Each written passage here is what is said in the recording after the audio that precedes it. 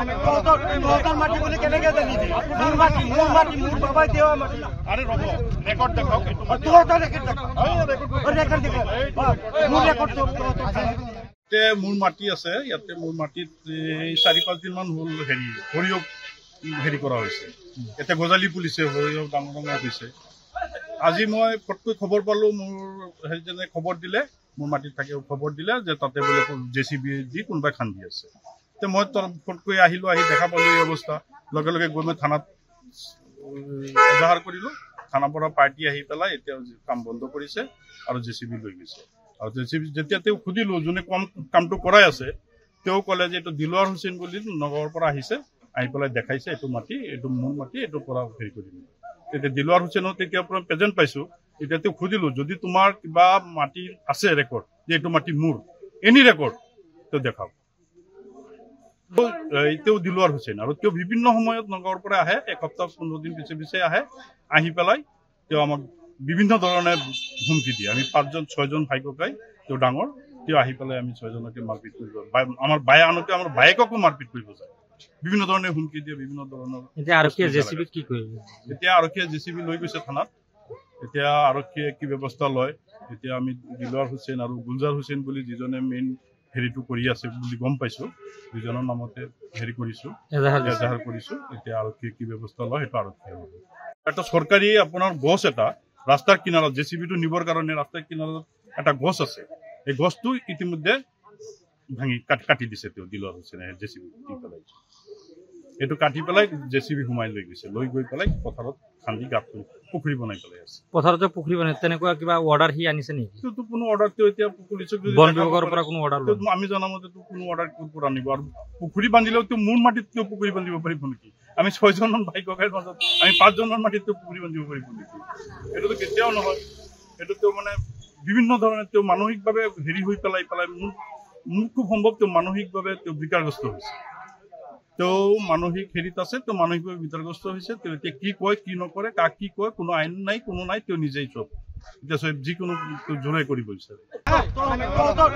মাটি বলে কেনেকে জানিবি মোৰ মাটি মোৰ বাবাই দেওয়া মাটি আৰে ৰব ৰেকৰ্ড দেখাও তোৰ তো ৰেকৰ্ড দেখাও মোৰ ৰেকৰ্ড তো মোৰ মাটি আছে ইয়াতে মোৰ মাটিত 4-5 দিন মান হল সৰিয়হ হেৰি কৰা হৈছে এটা গজালি পুলিচে সৰিয়হ ডাঙৰ হৈছে আজি মই ফটকৈ খবৰ পালো মোৰ হেৰিজনে খবৰ দিলে মোৰ মাটিত থাকে খবৰ দিলে যে তাতে বোলে জেচিবি দি কোনোবাই খান্দি আছে তে মই ফটকৈ আহিলো আহি দেখা পালো এই অৱস্থা লগে লগে গৈ মই থানাত এজাহাৰ কৰিলো থানাৰ পৰা পাৰ্টি আহি পেলাই এতিয়া কাম বন্ধ কৰিছে আৰু জেচিবি লৈ গৈছে আৰু জেচিবি যেতিয়া তেওঁ সুধিলো যোনে কামটো কৰাই আছে তেওঁ ক'লে যে এইটো দিলৱাৰ হুছেইন বুলি নগৰৰ পৰা আহিছে আহি পেলাই দেখাইছে এইটো মাটি এইটো মোৰ মাটি এইটোৰ পৰা হেৰি কৰি দিম তেতিয়া দিলৱাৰ হুছেইনক তেতিয়া পৰা প্ৰেজেণ্ট পাইছো এতিয়া তেওঁ সুধিলো যদি তোমাৰ কিবা মাটি আছে ৰেকৰ্ড যে এইটো মাটি মোৰ এনি ৰেকৰ্ড তেওঁ দেখাওক তেওঁ দিলৱাৰ হুছেইন আৰু তেওঁ বিভিন্ন সময়ত নগৰৰ পৰা আহে এসপ্তাহ 15 দিন পিছে আহে আহি পেলাই তেওঁ আমাক বিভিন্ন ধৰণে হুমকি দিয়ে আমি 5-6জন ভাই ককাই তেওঁ ডাঙৰ তেওঁ আহি পেলাই আমি 6জনকে মাৰপিট কৰিব আমাৰ বায়ে আনকে আমাৰ বায়েককো মাৰপিট কৰিব যায় বিভিন্ন ধৰণে হুমকি দিয়ে বিভিন্ন ধৰণৰ এতিয়া আৰক্ষীয়ে জেচিবি কি কৰিব এতিয়া আৰক্ষীয়ে জেচিবি লৈ গৈছে থানাত এতিয়া আৰক্ষীয়ে কি ব্যৱস্থা লয় এতিয়া আমি দিলৱাৰ হুছেইন আৰু গুলজাৰ হুছেইন বুলি যিজনে মেইন হেৰিটো কৰি আছে বুলি গম পাইছো দুজনৰ নামতে হেৰি কৰিছো এজাহাৰ কৰিছো এতিয়া আৰক্ষীয়ে কি ব্যৱস্থা লয় সেইটো আৰক্ষীয়ে এটা চৰকাৰী আপোনাৰ গছ এটা ৰাস্তাৰ কিনাৰত জেচিবিটো নিবৰ কাৰণে ৰাস্তাৰ কিনাৰত এটা গছ আছে এই গছটো ইতিমধ্যে ভাঙি কাটি দিছে তেওঁ দিলৱাৰ হুছেইনে জেচিবি দি পেলাই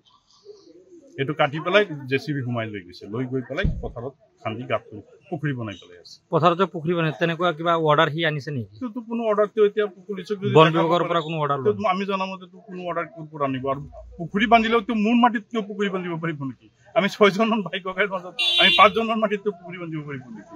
এইটোতো কেতিয়াও নহয় এইটো তেওঁ মানে বিভিন্ন ধৰণে তেওঁ মানসিকভাৱে হেৰি হৈ পেলাই মোৰ খুব সম্ভৱ তেওঁ মানসিকভাৱে তেওঁ বিকাৰগ্ৰস্ত হৈছে তেওঁ মানসিক হেৰিত আছে তেওঁ মানসিকভাৱে বিকাৰগ্ৰস্ত হৈছে তেওঁ এতিয়া কি কয় কি নকৰে কাক কি কয় কোনো আইন নাই কোনো নাই তেওঁ নিজেই চব এতিয়া চব যিকোনো জোৰে কৰিব বিচাৰে যিকোনো খবৰৰ বাবে যোগাযোগ কৰক 7099017330 অথবা 709901 1700 নম্বৰত।